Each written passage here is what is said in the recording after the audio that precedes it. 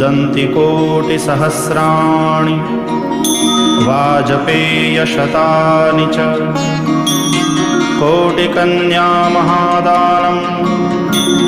एकबिल्वं शिवार्पणम् लक्ष्म्याः स्तनत उत्पन्नं महादेवस्य च प्रियं बिल्ववृक्षं प्रयच्छामि ह्येकबिल्वं शिवार्पणम् दर्शनं बिल्ववृक्षस्य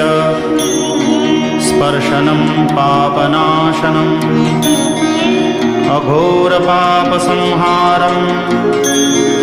एकबिल्वं शिवार्पणम्